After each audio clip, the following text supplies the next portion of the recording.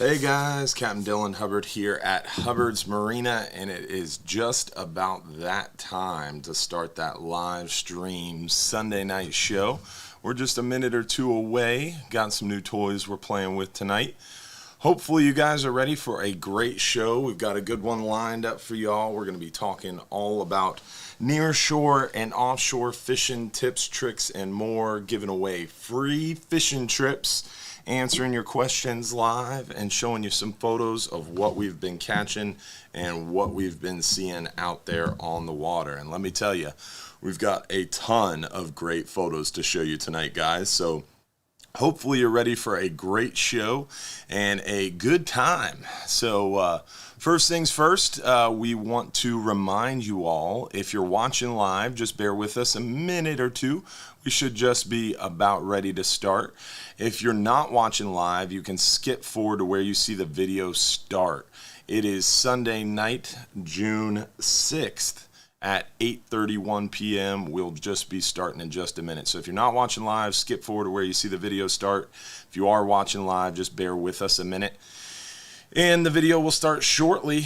If you're watching on Instagram, don't forget, if you're watching on Instagram through the app, it does only show you the center of the screen. It kind of cuts off a large portion of the screen on either side.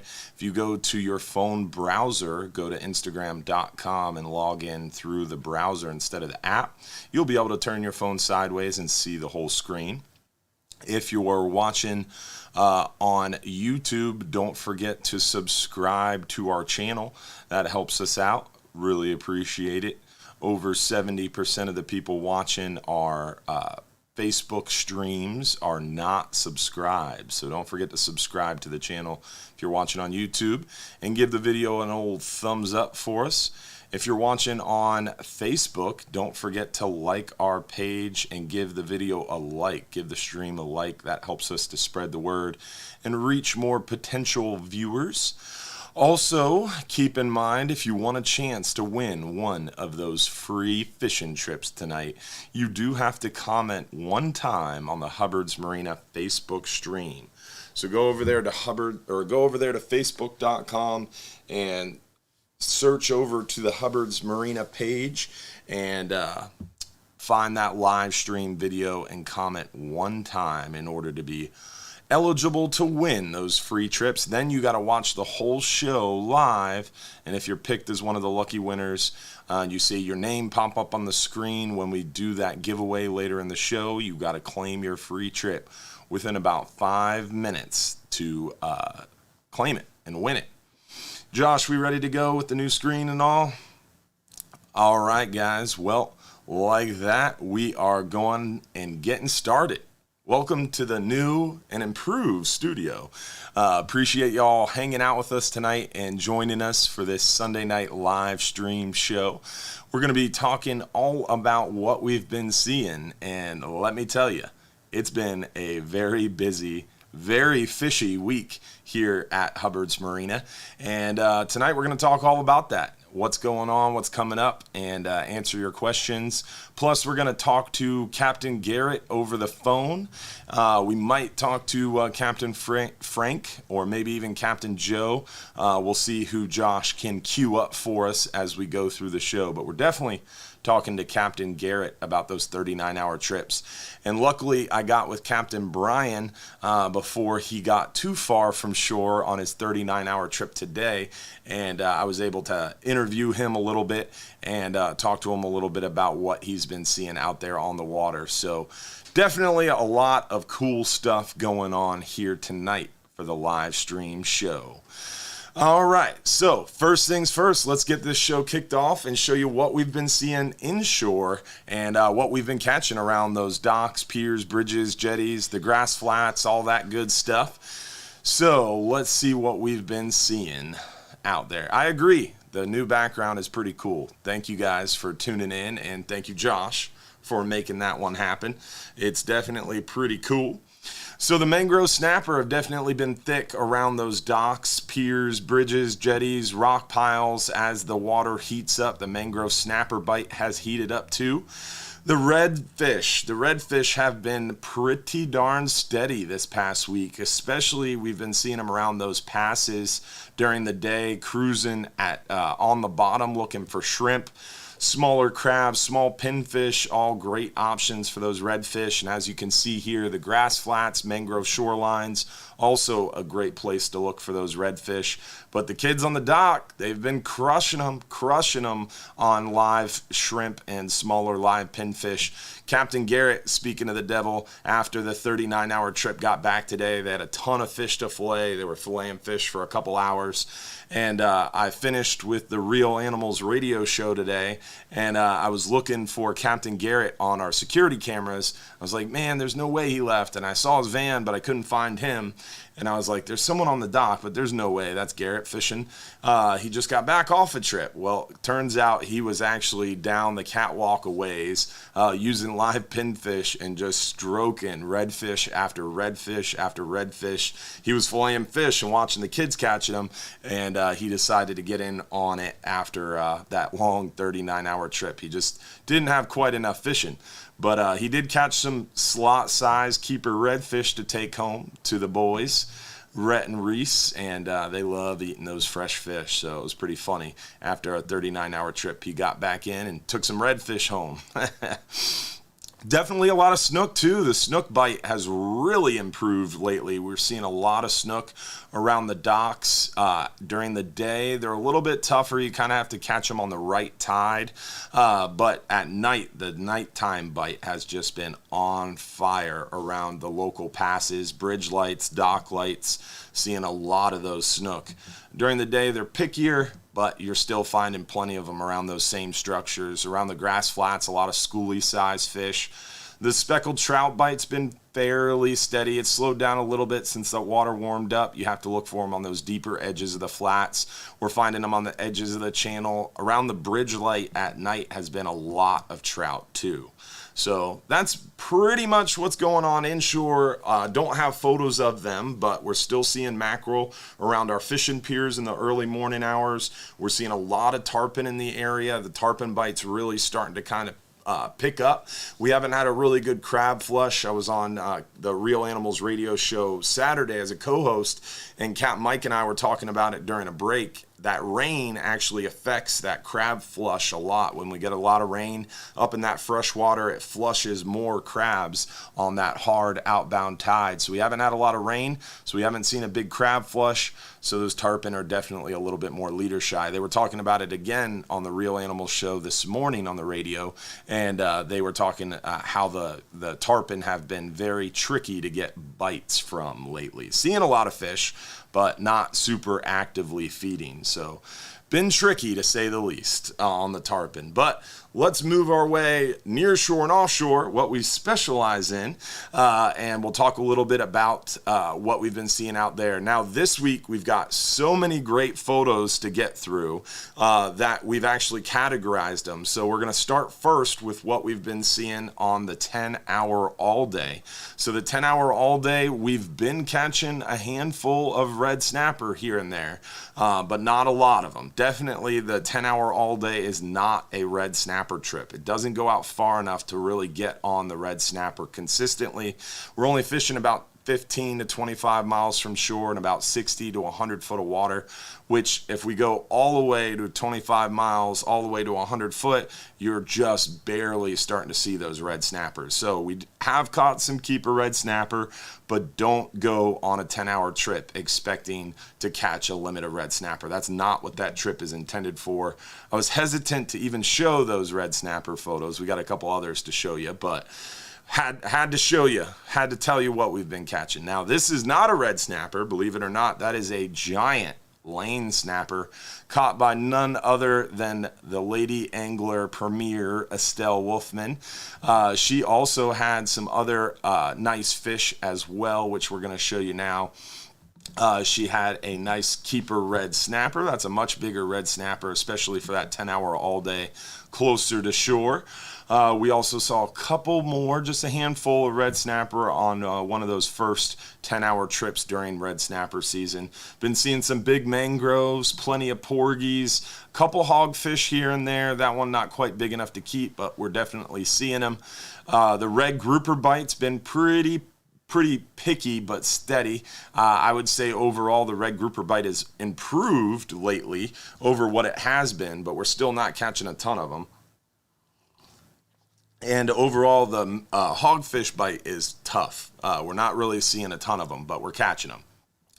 Gag grouper, again, right now, this time of year, the 10-hour does not catch a ton of gags just because the water's super hot, and most of those gag grouper are still pretty deep in offshore waters. We're catching most of our keeper gags at least 120 foot of water or more. But the 10 hours catching some red grouper, catching a couple gags, and we're definitely catching fish on it. That's to say the least. Now, Flying Hub 2. Whole different animal. The Flying Hub 2 on the 12-hour extreme trips, the long-range private charters, has been absolutely slaying these fish. Captain Joe is running a ton of these 12-hour extreme trips through our red snapper season. Any of the public open boat trips, Captain Joe is running Wednesday, Friday, and Sunday. Captain Rich is running some private fishing charters, and Captain Joe and Captain Rich are basically tag teaming the Flying Hub 2 through red snapper season. And they've been seeing a bunch of these big gag groupers, some really nice red snapper, and pretty much consistently catching a boat limit of red snapper with some big gag grouper mixed in and the occasional big red grouper as well. I think the most notable trip so far is coming up here. Captain Joe was running the boat, and they caught a 42.5 pound keeper gag grouper. Boat limit of red snapper and over 30 keeper grouper, including that 42.5 pound gag. Pretty crazy to say the least, the amount of big fish that they've been seeing on the Flying Hub 2. Look at that rusty.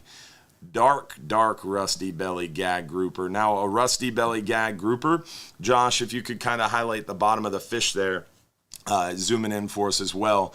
That is a rusty belly gag, and the reason they call it a rusty belly is almost that oil looking kind of, I guess you would say, stain on the bottom of the belly, and that is a rusty belly gag, and that's where it gets the nickname, is that black mark on the belly. You got a little over-ambitious with the drawing, Josh. I like it. I like the effort, though. Play by play. The offense is attacking. But we've definitely been seeing some nice fish, and what I was saying about these rusty bellies is they get that term because of that dark coloration pattern on the bottom of their bellies. Gag grouper will actually start their lives as female, and then at a certain point will have the ability to change over to male if they need to. For example, there's a certain amount of females and only a small number of male gags, and they start their lives as male, they change to female, and then if they need to, they can change back to male or stay a male, depending on the ratio of breeding stock. So those big gags, the big, truly aggressive kind of apex gags are those big males, and the big males stay in an area, and that's their place. They're king of the crop, and they get that rusty belly coloration pattern from kind of hanging in one area. Whereas those females, they move around. The females are the fish that we get inside Tampa Bay. They move around and migrate every year, and they'll go inshore to get real fattened up and healthy for their long swim to their mating areas before they spawn, and then they'll move back, and they move around quite a bit, where the males stay put and don't move around too much. And these rusty belly gags, I was talking to a spear fisherman. There's that 42.5 pound gag. I was talking to a spear fisherman prior to one of those spear fishing tournaments, and they will actually pre-fish a spear fishing tournament by swimming down to certain rocks and ledges, and they'll find one of these big rusty bellies, and they're actually very well known for staying in an area for months at a time.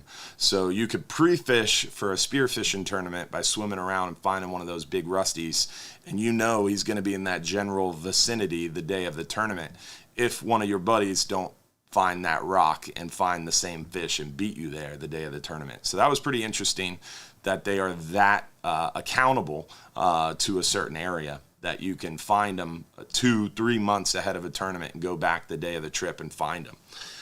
Here's a nice mahi-mahi. We've been seeing them chicken dolphin. This is from the 5-hour half day. The mahi-mahi are definitely around. This is the time of year that you never know when a mahi-mahi is going to swim up on you, whether it's a 5-hour half day and 35, 40 foot of water, or a 39 or 44 hour or 12-hour extreme trip and 200 foot of water. And this is the time of year where we get those schools of mahi, and we've been seeing a lot of these big porgies as well. But I would say the most notable news is the steady gag grouper action in deep, deep water, and the fat red grouper mixed in with the plentiful red snapper for sure. We're seeing a ton of these red snapper. These photos are from our opening day, our Tuesday, June 1st, 39-hour fishing trip. They did really well out there. There's the jackpot keeper gag grouper from that trip. Monster fish by our buddy Mark Tondi. Some big mangroves. That was the jackpot winning mangrove snapper from that trip. Our buddy Will showing off his mangroves. Jim Kendall with a beautiful red snapper. And now we're getting into the photos from our, what day is today? Sunday, our Friday 39-hour trip. Now, on the 39-hour trip that came back this morning, they had a pile of gag groupers, so you're going to see a lot of gags for sure. And the yellowtail bite has really picked up for us well. We've been seeing a lot of yellowtails and, of course, a couple scamp grouper mixed in with those plentiful gags. But just check out the amount of gag grouper photos. Again, these are all one trip. They had 35 keeper gags, and then this little gem, this little bonus, didn't come home with us, was a little too small, but beautiful, beautiful gag grouper catch with plentiful yellowtails. They caught 150 keeper yellowtails. They threw 100 yellowtail snapper back.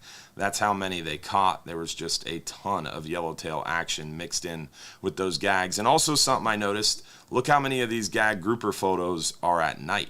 They had a really good, steady gag grouper bite during the nighttime period, which was really cool to say the least. And we're also definitely seeing a lot of those gag grouper during the day too. So I can't get back to full screen, Josh, whenever you're ready.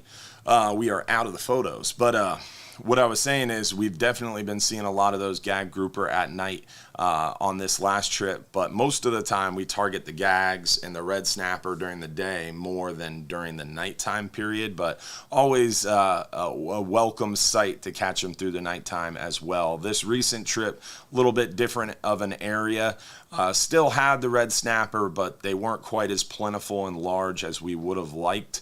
And we pushed a little deeper and also found them not as plentiful as we would have liked. So ended up kind of adjusting a little bit, still trying to find the real biomass of those red snapper.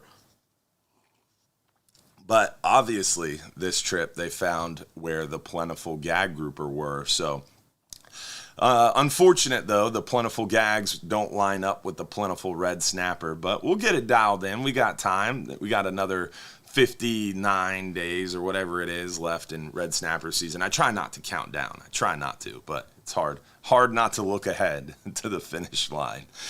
Oh man, too funny though. So again, we are going to be giving away a free trip here in just a few moments. Remember, in order to be qualified to win one of those free trips, you do have to comment one time on the Hubbard's Marina Facebook stream.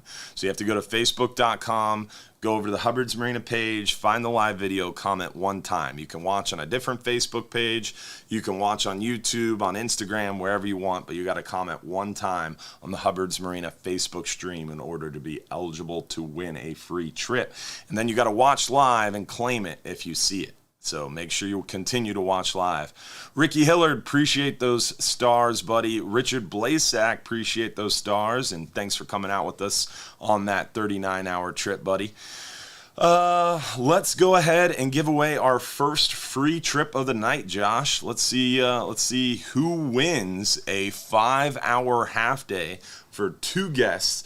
That's a 5-hour half day for 2 guests. That is $130 value. Absolutely free. Anthony Barnes, appreciate those stars, buddy. And with that, Josh, let's see who won. Drum roll, please. Probably couldn't hear me because the drums were going so hard. Susan Brittis from Pembroke Pines. Hopefully you and Phil are doing well, Susan. Thanks for watching. Appreciate you. Don't forget to claim that free trip by texting that phone number in the bottom corner there, your full home address within about 5 minutes to claim that free 5-hour half day for 2 guests.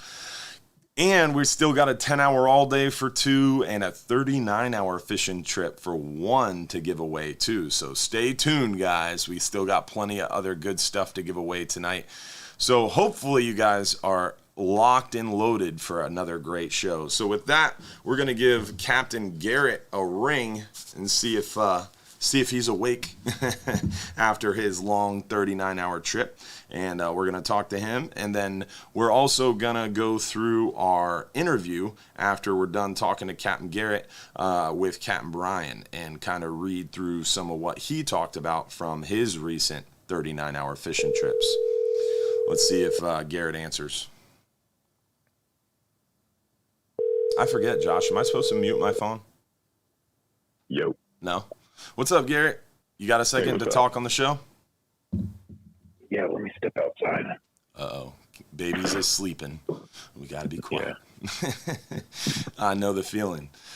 So we are going to talk to Garrett, guys, a little bit about what he saw on that 39-hour fishing trip. Garrett runs the Tuesday 39-hour trips through our Red Snapper season, and he'll be running a very select few Sunday trips. Captain Bryan is mainly running our Friday trips. Then he's running a bulk of the Sunday trips with Captain Garrett running a few and Captain Joe running a few of them as well. But I believe the one Sunday trip Garrett has is a private fishing charter. You got a couple charters this year, Garrett, right? No, I've got one in July. Okay. And I think Captain Bryan just left on one tonight. Yes. You're right. I forgot what I ate for breakfast, let alone I forgot what day it was, actually. So yeah. It's all blending together already. Uh-huh. So how was your first trip, man? You guys obviously, hopefully everybody saw the huge pile of fish. Our live video wasn't working that morning, so we didn't go live, but we posted the catch to our timeline, so hopefully you guys all caught it. If you didn't, Garrett will give us a little rundown, hopefully. What were you seeing out there, bud? So the first trip, we kind of, where we end up red snapper fishing, we kind of leave that stuff alone throughout the year outside of red snapper season. We don't go fish those spots. So it's, we take our best guess at where these fish are going to be and where they were last year. And they for the most part held true. The fishing was good. It was steady. And I kind of like to ease into it and it's a long season. We got a lot of stuff to look at and a lot of different areas to fish. And this first trip, we had a really nice group of people, good fishermen, and it was the bite was steady. It was steady enough to where we caught all the fish we needed, and the grade was decent as well. Do you recall what your jackpot winning red snapper was? I believe it was pretty high. First trip, I want to say it was 16 or 17 pounds. Yeah, that's not too shabby for the first trip of the season. And one thing I wanted to talk about that you bring up is the first trip of the season. So often we saw it when the schedule opened last year. We saw it when the schedule opened this year. Everybody wants that first opening day red snapper season trip. Where if it was me, kind of insider information, booking a trip on another boat or booking anything on a derby style season like this, you almost, in my opinion, don't kind of want the first trip. You kind of want that like almost second or third week where we've had time to kind of dial in and settle in and figure out where those fish have moved to, where they're feeding well, and kind of got the pattern down. What would you say on that subject? I agree. There's some folks who just they can't stand the anticipation, and they got to get out there and get them, and I understand that. But as far as for the most part, we have an understanding of where the fish are going to be, and the numbers and the grade and the quantity. But it does change, and it does vary from depth. I mean, we're catching these fish from 120 feet out to 220 feet, and sometimes you think the deeper you go, the better it's going to get. And sometimes that's not the case. I've seen it where, you're catching big fish in 150 and you go out to 200 thinking it's going to be the same, if not better, and the grade is smaller. And I've seen it vice versa. Yeah.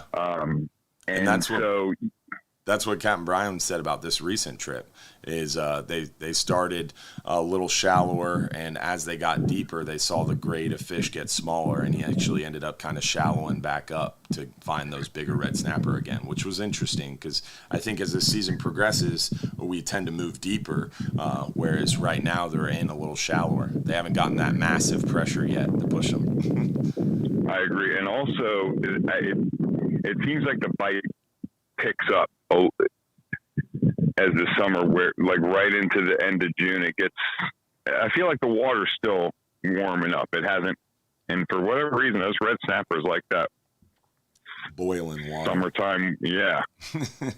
Yeah, I think it corresponds a lot with their spawn. They kind of get real active right ahead of it, which is, they believe, at least sometime in later July. It's one of the only species that we kind of target during their spawn, which still doesn't make any sense to me, but hey. We'll take it. Yeah, exactly. Take it as you can. Maybe what it is, I think now, not thinking about it just now, with the smaller fish being not that that's where they're consistently at right now, but just in this last trip, we noticed smaller fish in deeper water. I still think the water has some warming up to do. Yeah. So maybe that's why the bigger grade is in a little bit shallower. And as it warms up, they'll probably push out deeper. Yeah, trying to regulate their own body temperature by the depth of water. That makes sense. But going back to, getting on the first trip versus, waiting a little bit, I would say it's definitely a safer play to, let us get a lay of things. Mm-hmm. And it doesn't take much, a trip or two. Yeah. And Bryan, Captain Bryan and I were very much in communication with where we're fishing, depths, areas, and so we're not fishing behind each other, and we're also, making sure we're covering all depths and angles and trying to put the best trip together possible. And then once we kind of find the fish, we get to dial in on them and work together and communicating between the Flying Hub 2, the Florida, and trying to stay on top of those fish. And then as it thins out, working together to find another knot of them before the end of season. Yep, exactly. Cool. I mean, what have you seen as far as the gags go on your trip? You guys, I think this recent trip kind of found a big knot of them, but you guys did really well on the gags as well. And I thought I heard Will say it was mostly dead bait was the hot bite for the red snapper, and the gags were mostly live bait. Do you have anything more to add to that as far as specifics for dead bait, cut bait, size, suggestions? I do recall a lot of the guys saying that they were catching most of their red snapper on the dead bait. And guys would be soaking a nice frisky pinfish and wouldn't get touched. Meanwhile, the person next to him fishing the dead bait's getting crushed. And as far as the dead bait's concerned, I like, if I'm fishing for a red snapper with a dead bait, I like a chunk. I mean, a thread fin's always great. And I would never hesitate to fire down a thread fin. Sometimes I'll throw 2 on, but a chunk is nice because it stays on the hook a little bit better. Yeah. And where I think that you're going to get just as aggressive as a bite on a thread fin as you would on a chunk. Just the chunk's going to stay on to where if you happen to miss it, you're going to have another shot at it. Likely to have another shot at it. And what I mean by a chunk is maybe a piece of bonita or even your pinfish. Even, if your pinfish, you reel it up and it's kind of not looking so hot. I'll cut his head off, cut his fins off, maybe beat it up a little bit, put a couple slices in and fire it down, fire it back down. Spice it up. Add some seasoning. Yep. So the bonita, you hit the nail on the head there on my next question. I kind of heard that the bonita was a great option, and Captain Bryan said one guy was using cut mullet on his recent trip with a really high success rate. I personally, in the past, have seen those smellier, oilier baits working really well for those aggressive red snapper. Would that be one of your primary go-tos? Yep. Bonita, mackerel. If I had mullet, kingfish, absolutely. Yeah, those traditionally oilier fish seem to be what they like. Something to get them, get that smell going in the water, gets them excited, right? Mm-hmm. Cool. Anything else to add? And then the gags, they traditionally, it's going to be a live bait, the friskiest live bait in your well, and not necessarily the biggest one, but you want to catch a sizable fish, you need a sizable bait. Yeah. And that, speaking to that point, on this recent trip, Eric Deskins, one of our Regulars Club members, our loyalty program for people who fish often, went out on a 5-hour half day prior to his 39-hour trip and caught a couple live bait wells full of those big white grunts, those huge pig fish that we see, those big squirrel fish. And he took them out there, and John Martin commented about how well that bait worked, and was asking me after the trip if he could set up a 5-hour before his next 39. So he didn't like someone got a leg up on him. So yeah, that's funny. Yeah, and I had a couple people call me about it already, about setting up a 5-hour before the trip. And I think that's a great way to catch some of those live baits. If you had a big white grunt or a big pinfish or pigfish like that, I think the top of the head's a good place, up underneath the chin like a normal pinfish. Where would you hook a bigger bait like that? Typically, I'm going under the chin. And the main reason being is to eliminate the tangles. Yeah. If I were by myself dropping a line down, I would be tail hooking it and dropping it slower. But it's not effective when you're with the red snapper with the crowd. Multiple lines with all the lines going down, because you may get it down, but odds are it's going to tangle, and then it's just a whole total lost cause. Yeah. So, but I mean, as far as out there with us on the 39-hour trips under the chin, that way your bait's going to have the best opportunity of getting to the bottom. Because whether we're in 150 or 200 feet, you try to tail hook that thing, and it's tricky. It's going to do a lot of spinning on the way down. Yeah. Well, cool, man. Do you have anything else I didn't think of asking you? Any tips, suggestions?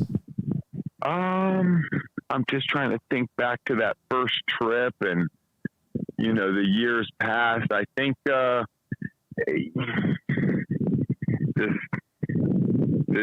these red snapper seasons are a great time to fish. I was looking at the pile that Captain Bryan brought in this morning, and I was just kind of in amazement and thinking, like, goodness gracious, it's just a ton of fish. Yeah. And it's a great time to fish, and it's just a matter of getting out there. I mean, I feel like, we with Will and the crew, and we get really dialed in, and there's a lot of people on the boat, but we we do our best to, keep the tangles down and educate everybody on how to eliminate that. And we're very much aware of the currents and the tides and try to, walk that line to where we want to get to a certain depth. But if the current's ripping, we try to figure out the times and everything. And it's just, I think just get out there and go do it. Yeah.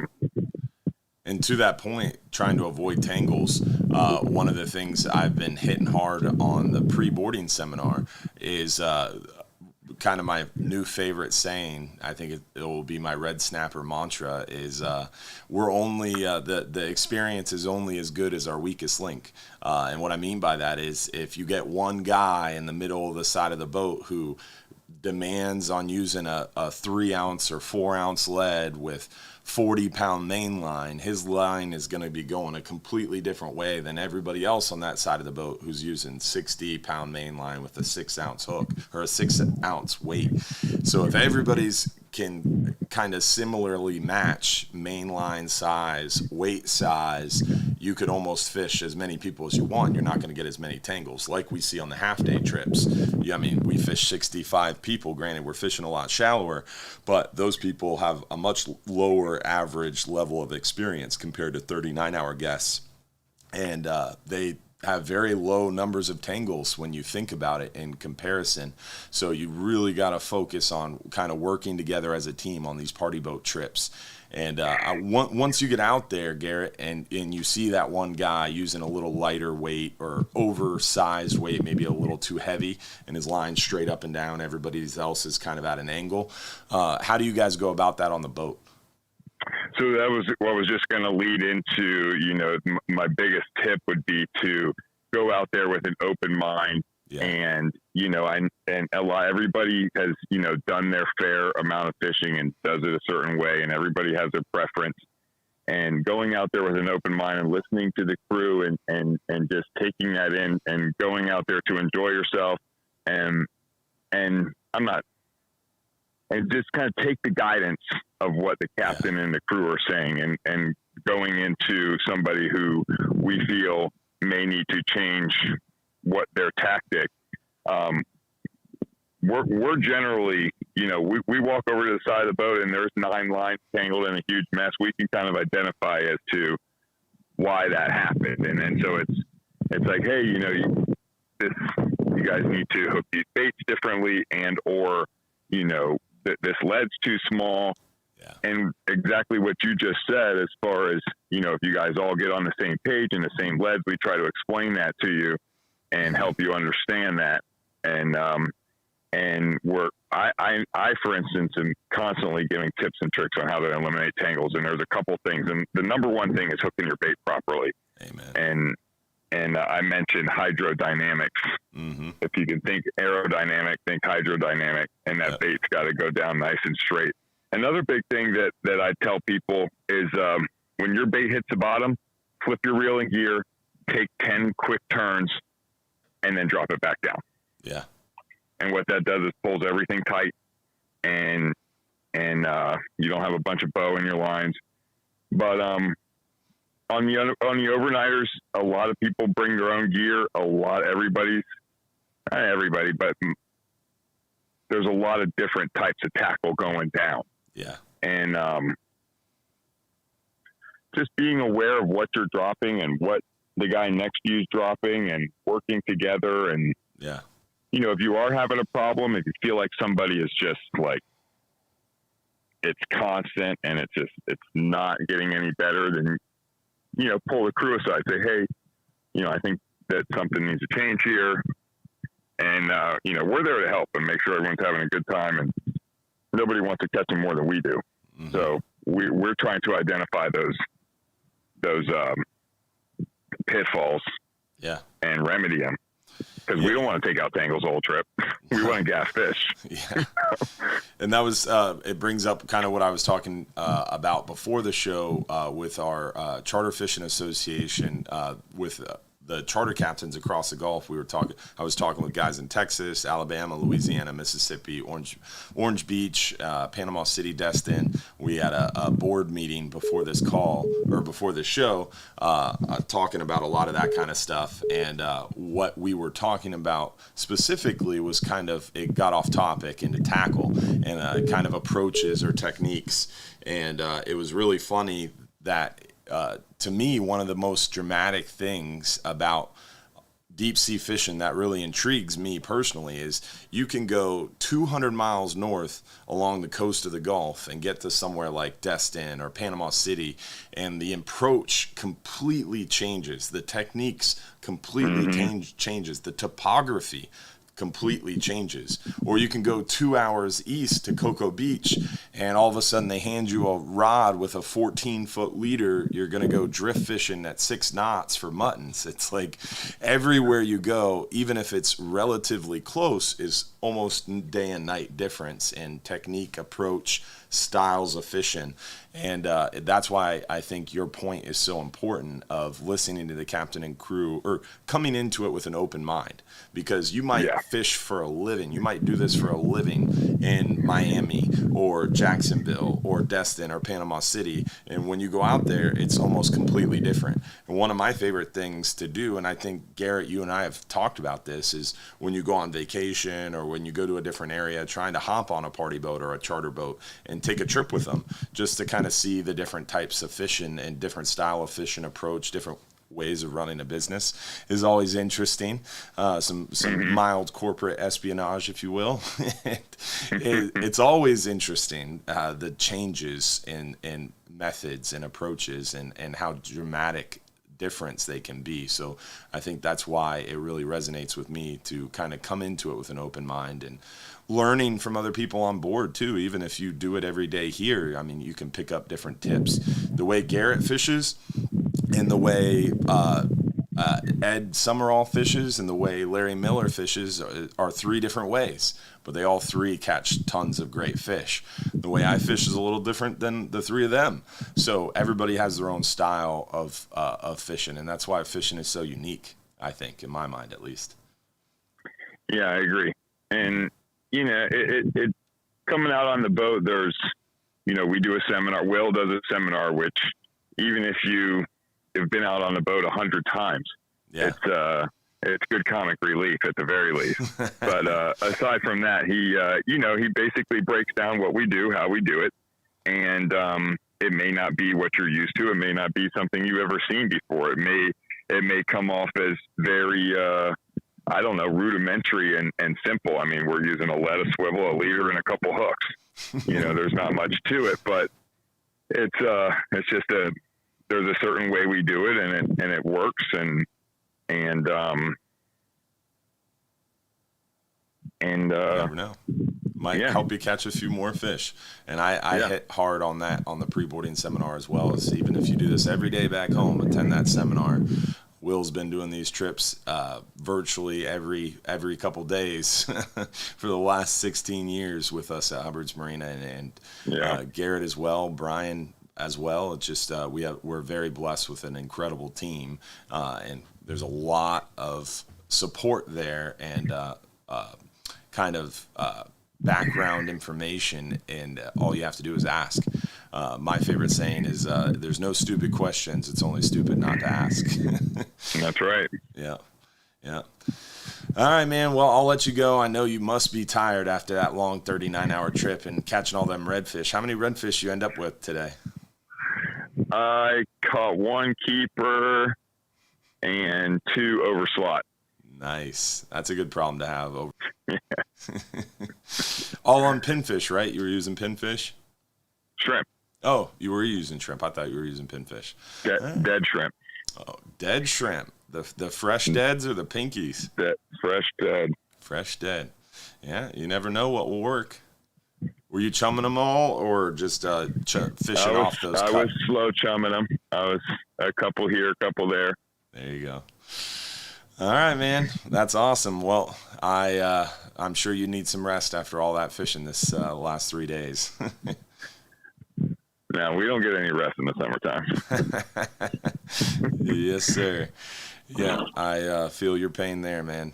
Well, I'll see you tomorrow, Garrett. Thank you, buddy. All right, y'all. Thank you. See you, man. Have a good night. You too. Bye. All right. Well, you guys heard it from Captain Garrett himself, a little bit more about the trip and a little bit more about what they were seeing. We ran a little longer than I would have expected, but a great conversation, so I wasn't going to cut that down. But we want to go ahead and jump right into our giveaway. Let's see who won a 10-hour all-day for two guests. A 10-hour all-day for two guests. This is a $218 value. Absolutely free to thank you for watching the show. So let's see who won that 10-hour all day for two guests. And the lucky winner is Robert Bush from Ontario. That's a haul. That's a little bit of a drive. Hopefully you're flying. Solid probably 23 hour drive, I would imagine. Nick Nieves, appreciate those stars, buddy. A lot of stars have come through on the show. Appreciate that, guys. I try to keep the show rolling, so we added that new thank you thing that pops up on the screen. So hopefully anybody who has been sending stars has seen their name in the thank you message. Appreciate Josh for adding that, making my life a little easier and making the show a little smoother. For those of you watching on YouTube or on Instagram, the stars is a way for people watching on Facebook to kind of show their support and help us do more cool things like build virtual backgrounds and play around a little bit more. And fund the studio, for goodness sake. So we've got some excited things coming with the studio, by the way. Tonight we are launching a podcast channel. So our live shows will be stripped of audio, and the audio will be loaded to iTunes for podcasts, which is pretty cool. So I'm excited about that. So we'll have a podcast channel. Josh, the folks can't see these lines that I'm seeing, right? I don't know. I have no idea what I'm doing here. Josh is driving the boat, so if we get in an accident, it's Josh's fault, guys.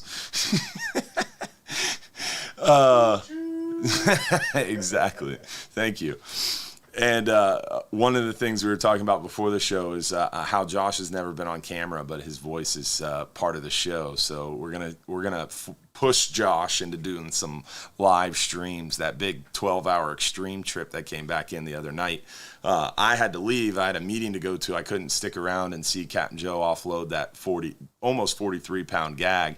So we're gonna get Josh set up so he can continue being like the neighbor on Home Improvement. You'll never see his face, but you'll always hear his voice. I think his name was Wilson. Wilson, that's it. You only saw like this far up. Love that show.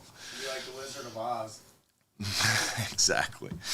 All right, so we talked to Captain Garrett. Captain Frank was supposed to make it tonight. He couldn't make it. I kind of want to call him, but I'm scared. I'm scared. This late in the night, it's a gamble calling him. Who knows how he'll pick up the phone. So Josh, maybe you could reach out to Captain Frank via text and see if he's available. If he's available, tell him to call my phone. And with that, we'll get into some questions here, and we'll see what you've been asking on the old text line. Remember, you can text us at that phone number down here, guys, if you want to text in any of your questions, and we'll get you on your questions answered live on the show. Josh, do you have a question pulled up for me, buddy? You got me teed up. Can you slow pitch jig on a 39-hour trip or any trip? You can slow pitch jig on any trip. Typically, the slow pitch jigging kind of technique approach is more popular, more common in 100 foot of water or more. Most of the time, you're not going to be slow pitch jigging inside 100 foot of water. So most of the time, slow pitch jigging is more fully utilized on our 12-hour extremes, our 39 hours, or our 44-hour trips. Slow pitch jigging is also more commonly used while we're drifting, while a boat is drift fishing. You don't necessarily anchor for slow pitch jig fishing. So we primarily anchor fish since we're fishing smaller pieces of bottom. We're not fishing somewhere like pulley ridge or some large artificial reef or some large deep water wreck, we're fishing smaller ledges, peaks, springs, these smaller features. So we'll anchor fish so that way our baits are specifically targeted to a specific spot. Going back to our previous show with the guru himself, Benny Ortiz, Benny commented about how slow pitch jigging is still effective while at anchor, but you primarily want to do it, and I agree with this, and I've always kind of thought this myself, so it was nice to see an expert like Benny agree that the best time to use one of those vertical jigs or slow pitch jigs or diamond jigs or any jig is at the very start and very end of a bait fishing spot at anchor, because at the very start that jig gets down there a lot faster. You don't have to bait your hooks, you don't have to, your bait's not slowing that lead down. That vertical jig rockets to bottom, and a lot of times you're the first bait to bottom, and being the first bait to bottom will a lot of times get that first super aggressive fish to kind of come up off the bottom and feed. So being the first bait down is always a good thing. So vertical jigging at the very beginning of a spot is a great idea, and then towards the end of a spot, because the fish will tend to get kind of bait fatigue. A lot of times you get anchored up on a spot and the bite's kind of slow to start. The fish are kind of figuring out what's going on. This big shadow just showed up with a bunch of noise, and all of a sudden a bunch of lines came down. And they're starting to figure it out, and then all of a sudden the bite kind of picks up slowly, and then we kind of reach an apex or a peak, and then the bite's really, really good, and then it kind of flattens out and then slowly slows down and stops, and that's when we move the boat. Well, once it kind of peaks and starts slowing down, that's a lot of times when throwing a different bait in there will change. So for example, on a private charter, when I can kind of more closely monitor and control what baits are going down, a lot of times as a captain, I will tell the crew or suggest to the guests, hey, let's all use squid, or let's all use thread fins to start. Get that smell going in the water, and then maybe the one bigger guy or the one fired up lady angler or someone who's willing to listen and kind of work with us will drop down with them a bigger, more frisky live bait and then mix of dead bait. That one live bait that goes down in that mix of dead bait at the start of the spot will a lot of times catch that bigger, more aggressive fish. Same thing is true with a jig. If everybody's dropping down dead baits with a couple live baits, and all of a sudden this shiny, slow pitch jig starts dancing to the bottom, sometimes that bigger, more aggressive fish is going to go right to that unique kind of stand out bait. And then towards the end of the spot, once you kind of hit that peak and start flattening out and start slowing down, those fish have seen the thread fins, they've seen the squid, they've seen the pinfish. All of a sudden this flashy, slow pitch jigs dancing to the bottom, it might entice a fish that's seen a couple baits, maybe even been hooked and broke off, to come up and bite again. So it's a great way to kind of switch it up towards the end of a spot. And also switching up baits towards the end of a spot. I say it a lot to people when they ask about live shrimp on a 39-hour trip. You do not need live shrimp on a 39-hour trip. When we got our new booking season, or our new booking software, we had the option to get live bait on all of our trips. You could order live pinfish on every trip greater than 10 hours. You could order shrimp on any trip. All of a sudden, we were getting these 39-hour trips where normally we sell 5 dozen, 10 dozen shrimp. We were getting 39 hours when we had 60 dozen shrimp ordered, because everybody saw the option to order live shrimp and they ordered them thinking that it was suggested or it would work well. And they do work well, don't get me wrong, but you don't need live shrimp on a 39-hour trip. Most of the time, the only time you would use live shrimp on a 39-hour trip is for like June, July, August, September, when the water's really hot and you get that kind of midday doldrums when the bite slows down to nothing. You drop down to super light line, super light tackle, you drop down a live shrimp slowly to bottom, and sometimes you'll get that opportunity for a unique catch, like a yellowtail or a big mangrove or a who knows. So that live shrimp is a good option in that case for 39-hour trips, whereas a majority of the time you're not going to really need or utilize a live shrimp on a 39-hour trip. So hopefully you don't need live shrimp. But the only time you would really want them or utilize them is when you get that slow daytime bite, or at the end of a long spot where you get those fish all chummed up, it's a good opportunity to drop down a live bait. What's up, Frank? How you doing, bud? Uh-oh. Do I hear him? Oh, hang on, Frank. It's Josh's fault, remember, guys. User error, Frank, and I think I can hear you now. Can you hear me? Ah, there he is. What's going on, man? How you doing? Oh, not much, man. Sorry, I was missed the show, man. I needed a well-deserved nap. You son of a sailor. I wish I napped today. Yeah, it felt good. I kind of wanted to nap, so we'll quickly show Frank what he's missing. So we had a 39-hour private charter go out today, and our guests were from Tennessee, and they brought down some beautiful Tennessee backwoods creations in the form of this beautiful moonshine bottle that I'm holding here, and it is the best moonshine I've ever had, Frank. I mean, most of the time you open a jar of moonshine, you're like, oh, this is gonna kill me if I drink it, and you drink it and it burns for days. Smoothest moonshine ever. It's the Jameson whiskey of moonshines, and it actually smells good. It doesn't curdle your nose, so yeah, you're missing out. It sounds delicious. Moonshines that were brought here. Oh yeah, here you go, buddy. You can try it out. Josh is gonna crash the boat again, guys. Oh boy. So Frank, I wanted to chat with you a little bit about these 10-hour trips. We kind of went into it a little bit about how we're kind of fishing a little deeper. You have a possible kind of very slim chance of running across a keeper red grouper on a 10-hour trip, but it is not a red snapper trip. Don't go on a 10-hour looking for red snapper, but what are you seeing out there, bud? Okay, well, so you said it was just a mistake that there's a slim possibility we could see a red grouper, but you meant red snapper. And that's what I meant. Yes, I apologize. Yeah, no problem. That moonshine's getting you already. That's all right. Yeah, maybe. It's been a long day. Yeah, we've been getting some really nice red groupers on that 10-hour. We 8 to 10 of them, and they're ranging up to 30 inches. We had some really nice ones come up on the last trip, and I plan on seeing some more. We are, have been fishing that deeper water, and we're getting a nice, handful of the red snappers just here and there. And, it's just almost like a bycatch situation.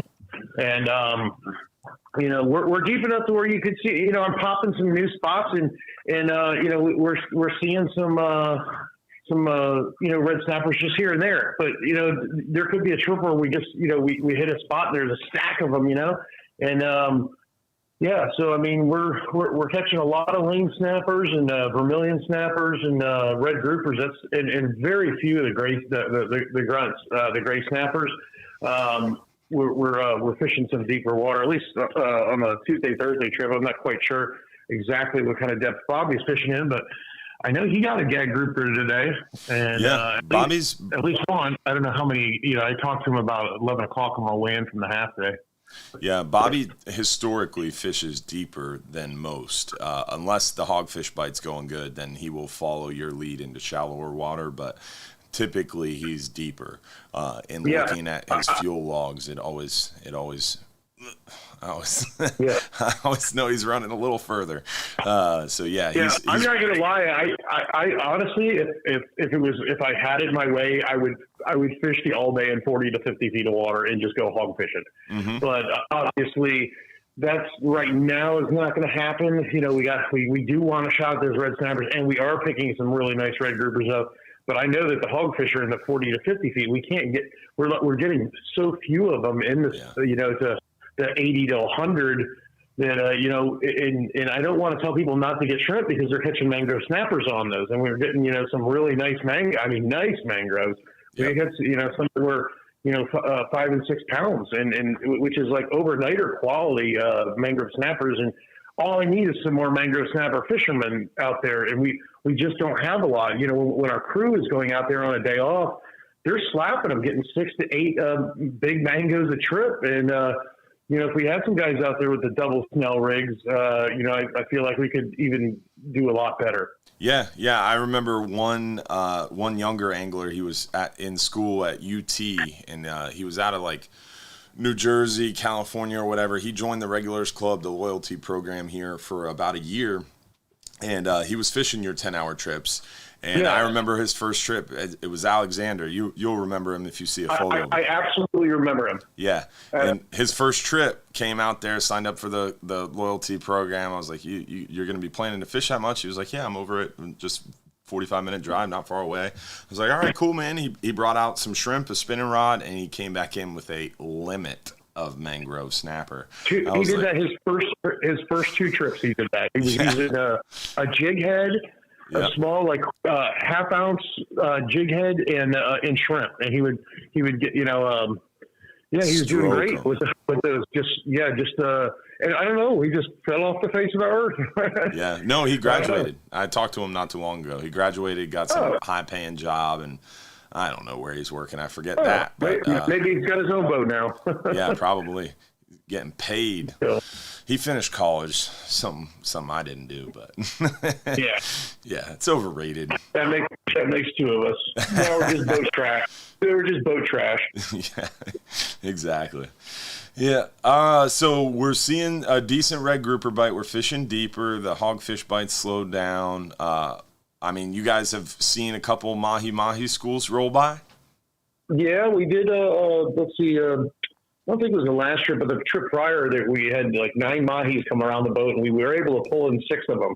Holy. So that was pretty good. I mean, we had a few rods ready, and of course, it's not something that average Joe angler that is ready for a mahi, because they're just they just pop in when they're ready to pop in, and if you have a rod ready, and I always have a rod ready for either a triple tail or something like a mahi. And sitting in the wheelhouse, and stay ready. You gotta be stay ready. Frosty. Yeah, that's it. And so when you see a mahi, all right, sorry Frank to cut you off, but when you see a mahi, what's your favorite rig? Do you prefer a jig, just a bare hook? The first thing I do is I go right to the cutting board, and I take one sardine, and I cut it up into lots of small pieces, and I throw it out there real quick, and then I run and get my rod. Mm-hmm. And that seems to keep them around. And I have a half-ounce lead sliding egg sinker with just one of our normal four hooks, and then I cut up another one and start throwing my own chunks out there. And what I do is I throw it past them, and I reel it really, really fast, right across the top of them, and it drives them nuts. They go right for it. Yeah. And if they don't go right for it, you might as well put the rod up, because they either are ready to rock and roll, or they want nothing to do with it. And usually when I throw out that first sardine and throw out those little chunks, and that gets them going. And then by the time I get the rod, they're still hanging right there, and it's they're ready to go, because they know that they can get some eat.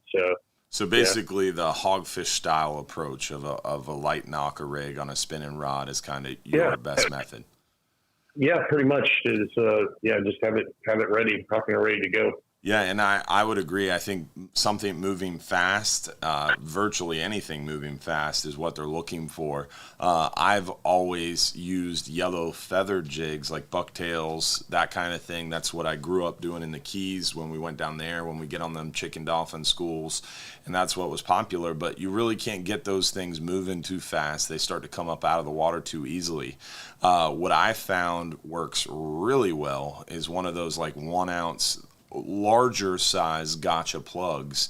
You can cast them further if the school starts to get away from you, and they've got those treble hooks. So one of those dolphin, when you hook up with them, they jump out of the water, they shake their head, they really work hard to shake your hook, and those treble hooks are great to hook them. It's a pain in the butt to get it off the hook once you get them in the boat, but it's a great way to get them hooked. And especially your first dolphin, your first mahi. I mean, what are you screaming at everybody, Frank? Keep it in the water. You want to make sure it's Dylan, that's what I heard all my life and was doing, for almost all my life. And usually you're the guy that loses the fish, at the end. And what I started doing was like, just get him in the boat, and and just get your line right back out there. And I stopped doing that and telling people that about leaving in the water. I stopped doing that. I was like, just get them in the boat and just go for the next one. Yeah. And it worked. And we got 6 of those, 9 of those. Just about everyone that we hooked up, we got them in the boat. They were like swallowing the bait. It was great. And a cooperative school.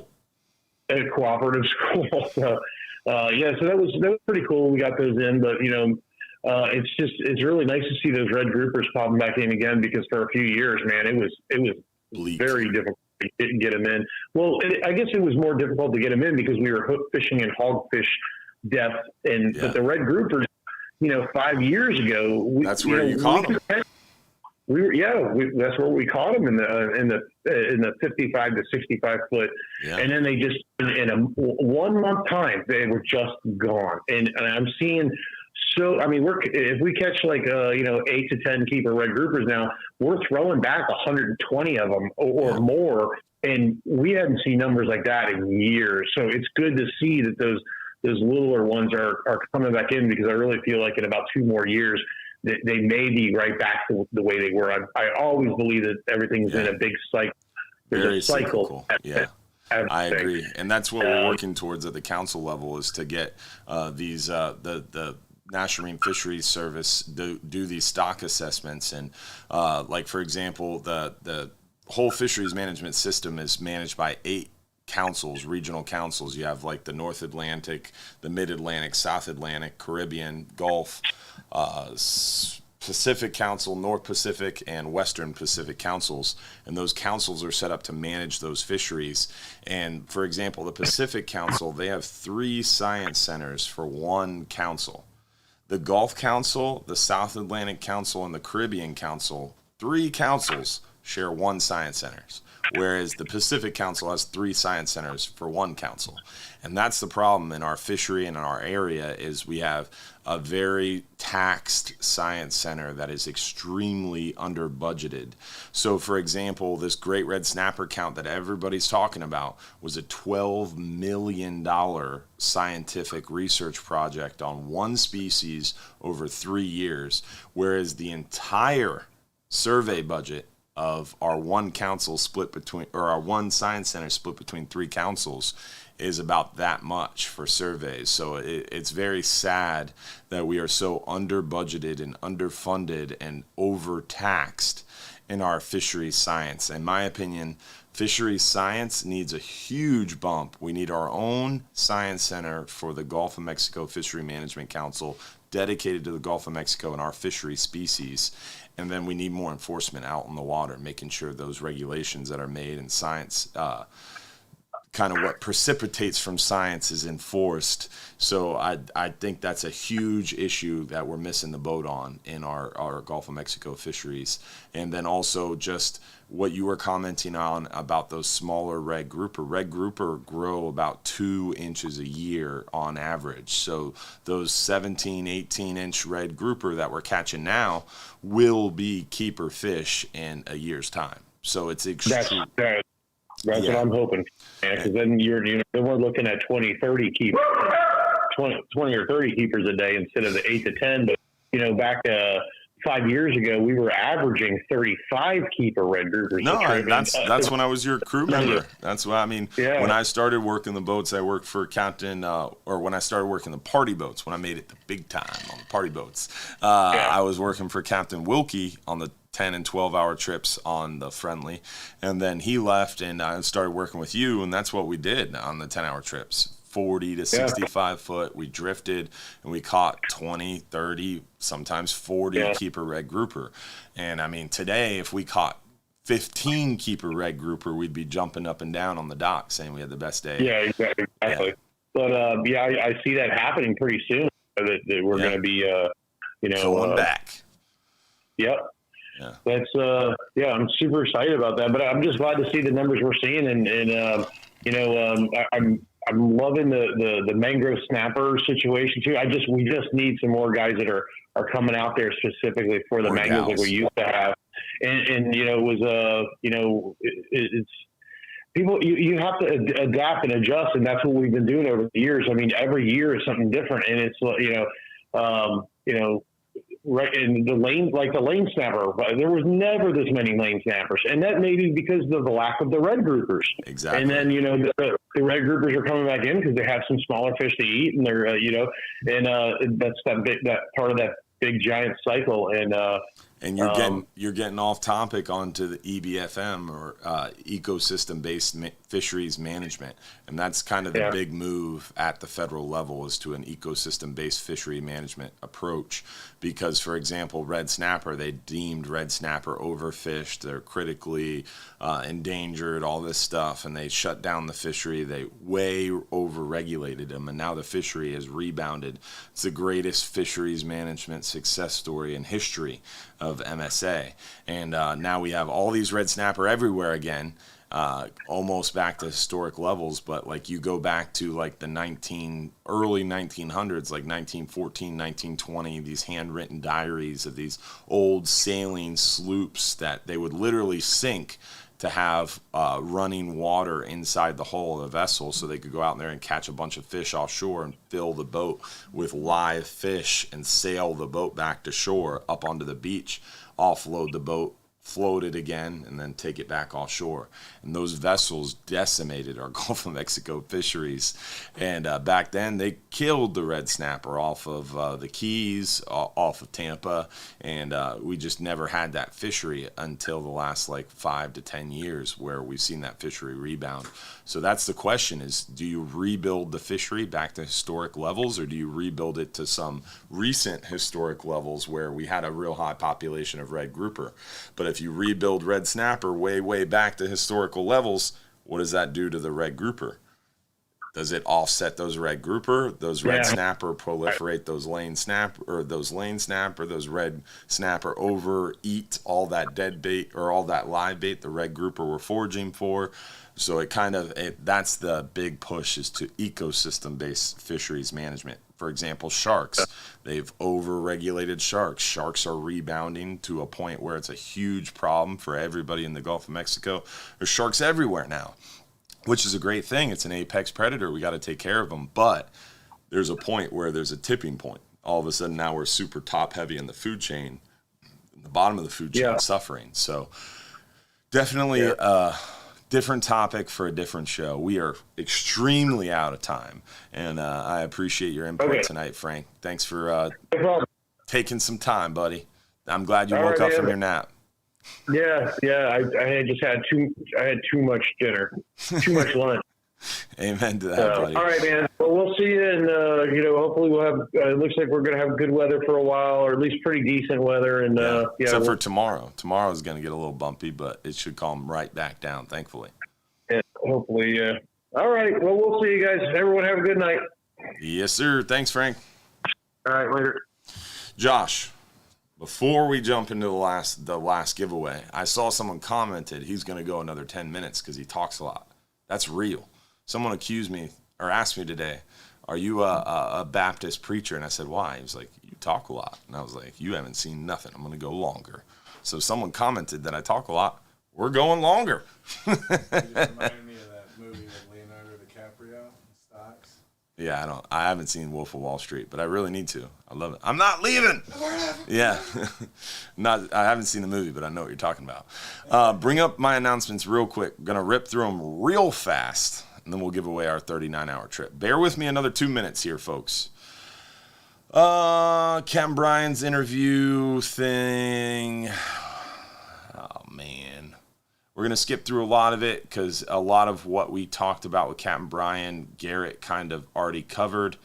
And I kind of already hinted at basically 150 to 200 foot is where we're targeting on the 12-hour extreme trips, the 39-hour trips.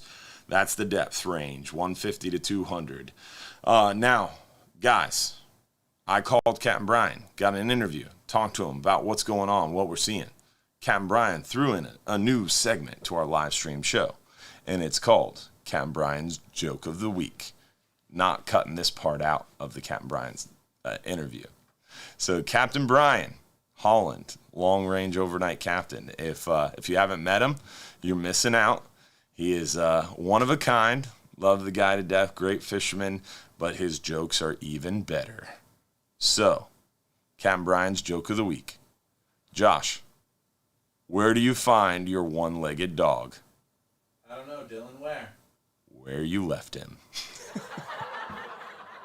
Oh, he's got sound effects. Oh, it's even funnier the next time I tell it. Classic Captain Bryan. If you know him, you probably laughed. If you don't know him, you're like, really? Really, man? You slowed down the show for that?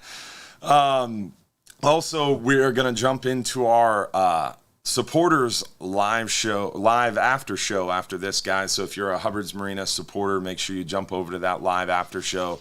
A couple people asked us about our loyalty program, the Regulars Club program. You can email me at info at hubbardsmarina.com, or which way? The studio changed. So you could also text me at that phone number over there in the corner, your email address, and I can email you the Regulars Club info. It's a loyalty program, not a discount program. If you're fishing 10, 15, 20 times a year or more, the loyalty program is a great way to go fishing more often at a lower value or a lower price.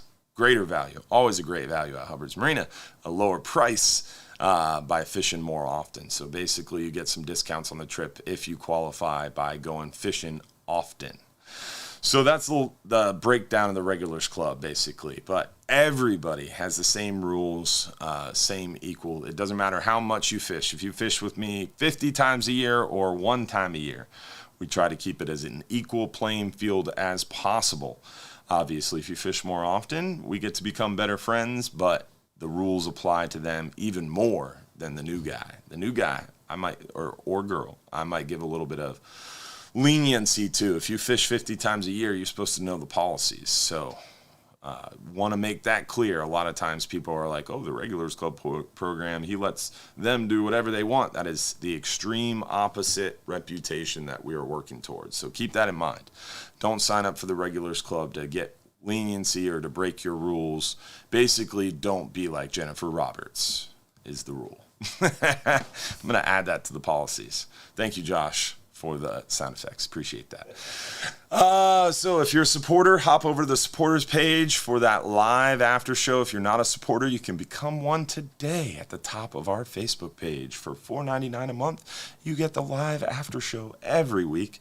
Some cool behind the scenes content. First to see some of our new stuff, and I run things by you occasionally. I bounce things off you. Things I can't ask anybody else. I ask the supporters group. It's kind of my support group, if you will. So check it out. It's worth it. $4.99 a month. Way cheaper than a cup of coffee a day, and you get to hang out with me. It's awesome. All right, let's give away a 39-hour trip. Josh, who won our 39-hour trip for one guest? $3.99 value, almost $400, absolutely free for watching the show. Jenny Ellick from Clearwater, local Jenny, Lady Angler. And shout out to Lady Anglers watching the show. If you want to join the Lady Anglers of Hubbard's Marina, it is a female-only fishing page for those of you ladies who like to go fishing with us at Hubbard's Marina. It is run by Jennifer Roberts, so just shout out to Jennifer for doing that, and Estelle, and lots of others put in plenty of work on the Lady Anglers of Hubbard's Marina. So Christina Fernandez, Bonnie Korniak, shout out to all of the Lady Anglers of Hubbard's Marina for running that page and helping me out with it, because I try not to pay too much attention to it because it's a ladies page. You guys do your own thing. I don't need to be involved in it, but I do watch it occasionally to see what Jennifer's up to. So with that, we're going to wrap this thing up. Thanks for watching, y'all. Thanks to Josh for our cool new studio. Stay tuned for the podcast on iTunes, Google Play, and anywhere you find your favorite podcasts. We'll see you next week for another episode of the Hubbard's Marina live stream show. And don't forget, if you're too busy to go fishing, you're just too darn busy. Y'all have a great night. Happy Sunday. Join us for the supporters after show in about 5 to 10 minutes. I need some more drinks and a bathroom break.